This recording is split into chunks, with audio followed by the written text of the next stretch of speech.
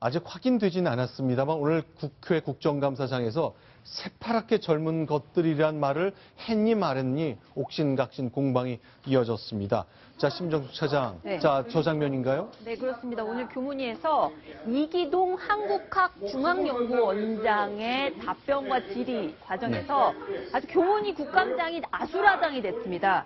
유 의원 질문 과정에서 당신이 임명되는 과정에 청와대나 실세 개입이 있었다는 얘기가 있는데 라는 질의를 했더니 저렇게 일어나가지고요. 네. 고함을 치다 말고 화장실로 가버렸습니다. 자, 그럼 하나씩 저희가 소개를 드리겠습니다. 그러니까 한국학중앙연구소장 73세의 노 교수거든요. 노 학자인데 결국 당신도 누가 이렇게 꽂아준 것 아니냐라는 걸 야당이 문제 제기하니까 벌컥 화가 난 모양입니다. 그 장면 일부를 먼저 첫 번째로 소개해드리겠습니다.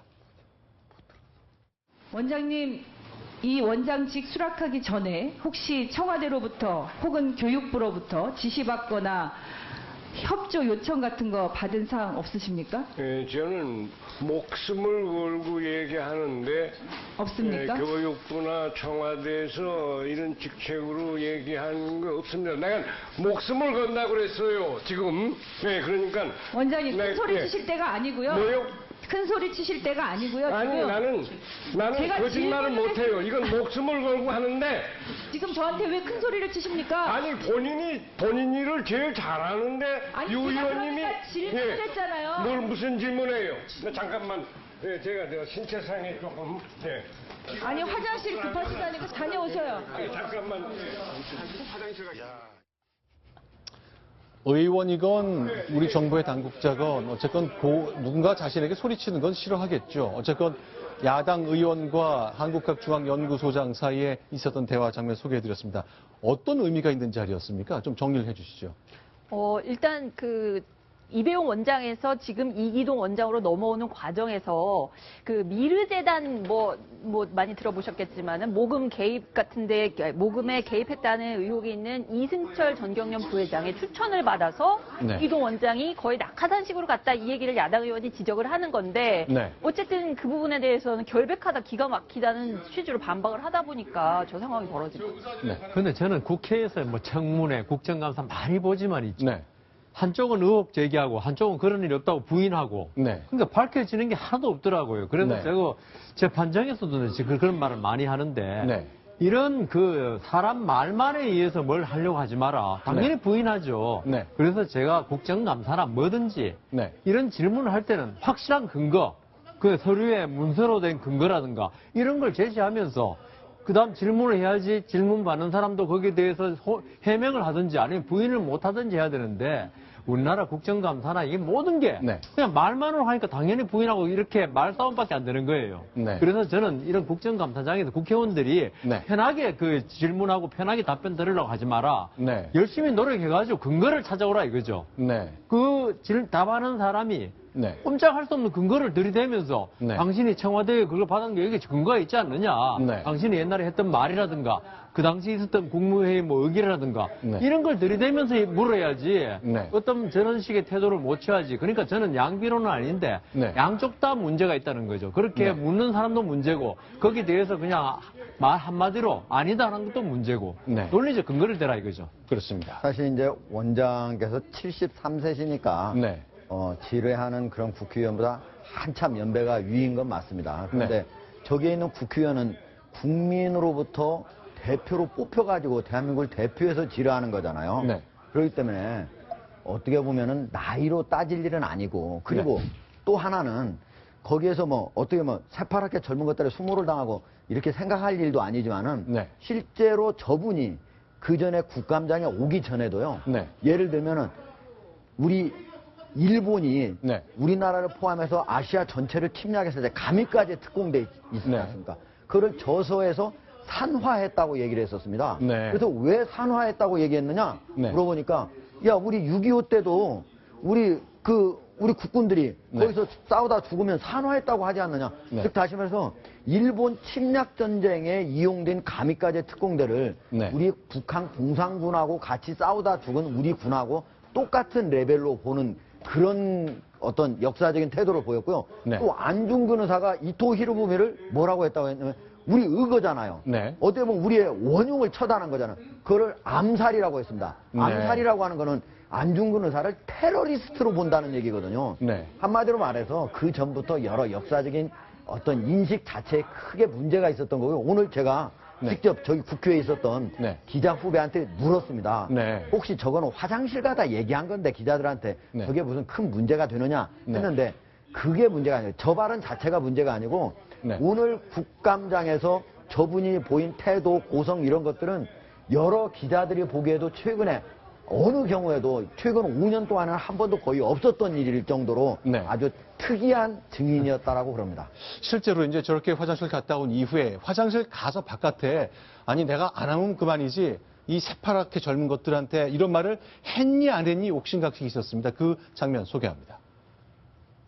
그 우리 원장님 저 질의 과정에서 갑자기 이렇게 튀어나가는 것도 예. 지극히 비상식적이고 비정상적이지만 예, 그 아까 화장실 가셨습니까? 그렇습니다. 예, 예, 가시는 과정에서 예. 무슨 말씀했습니까? 보좌관하고 그 보좌관에게 내가 안 오고 말지 이 새파랗게 젊은 것들한테 이런 수모하고 이런 얘기를 했어요. 아니 그런 국회의원은 우리 원장님보다 나이가 더 많은 사람이 국회의원 해야 되는 겁니까 그러면? 아니 저는 그런 게 아니고요. 국민의 대표입니다. 아무리 나이가 적든. 이게 사실이라면 이거는 뭐 오늘 국가 못하는 거예요. 확인해 보세요. 안 했습니다. 안 했어요? 예. 예. 그러면 근데 이제 사람이 많이 몰려드니까요. 그래서 왜 이러는 거야 하는 얘기는 했습니다. 예, 그런 발언을 하셨다면은 예. 이건 뭐 이 자리에 도저히 앉을 수가 없는 그런 예. 망언이고 폭언입니다. 그것은 예, 그래. 당장에 그 보따리 싸서 가셔야 되고 예, 예. 형사적인 처벌까지도 예, 예. 감수해야 될 그런 상황이에요. 일단 초반에 이제 나는 그 낙하산으로 내려온 게 아니다. 목숨을 걸고 말한다고 얘기했던 분이거든요. 그런데 이제 실제 바깥에 나가서 있었던 말, 아마 야당 의원이 뭔가를 들은 모양인데 아니라고 일단 부인은 했습니다. 추가로 좀 설명을 하는 것이 마이크는 꺼져 있습니다만 채널A 카메라에 잡혔습니다. 어떤 일이 있었길래 이런 일 오해를 받는 것인지 또는 이런 지적을 받는 것인지 이 원장의 이름으로 직접 듣겠습니다.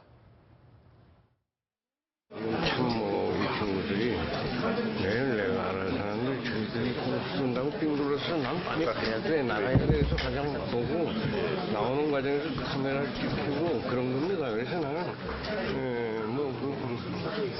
저기 말이죠. 네, 그러니까 기자들이 이제 젊은 기자들이 국회에 많이 있으니까 화장실 가는 이제 원장에게 몰려들어서 어떻게 된 겁니까? 물었던 것. 이때 뭐 젊은 사람 어떻게 얘기가 나왔다고 해명을 한 예, 것 나중에 같네요. 어느 정도 시인을 한 걸로 제가 들었는데요. 네. 실제로 저것 때문에 교육부 차관이 네. 나중에 장관하고 논의를 해서 네. 해임까지도 논의를 하겠다 이렇게 답변을 했습니다. 아, 그렇군요. 일단 그러면은 안 했다고 얘기는 했지만 한 것으로 이제 일단 해석이 되고 있군요. 네. 알겠습니다. 이야, 이거 보통 일이 아니겠네요. 일단 해임도 생각해 보겠다는 답변이 국감장에서 나왔다는 것까지 저희가 소개해 드렸습니다. 이번에 국감을 조금 더 얘기를 해보겠습니다. 박소영 기자.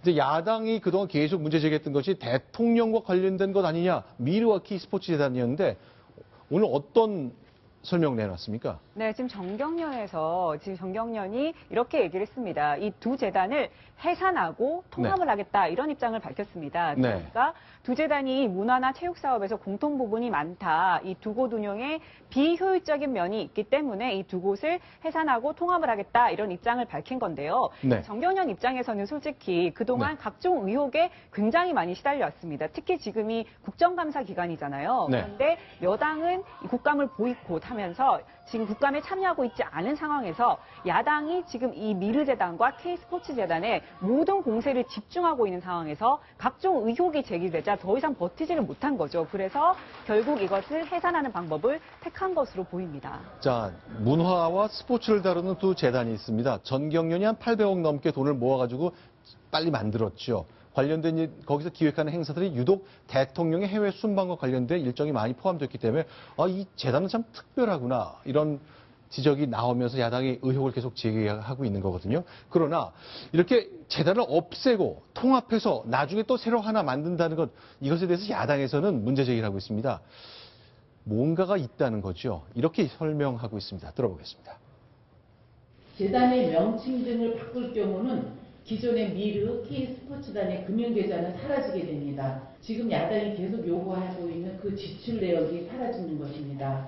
두 재단이 숨기고 싶은 기록을 세탁하려는 게 아닌가 하는 의혹이 제기되고 있는 대목입니다. 네. 네. 김영주 의원이 이제 재단의 명칭을 바꾼다고 했는데 재단의 명칭만 바꾼다면 별 문제가 안 되죠. 근데 네. 재단을 사실상 없애고 네. 해산을 하고 새롭게 재단을 만들겠다고 전경련이 발표를 한 거거든요. 네. 근데 그렇게 되면은 지금 현재 야당에서 물론 여러 가지 자료를 제출해라 해서 뭐 유사의 회의록이라든가 이런 것들이 제출이 돼가지고 결국은 언론에 보도를 됐는데 네.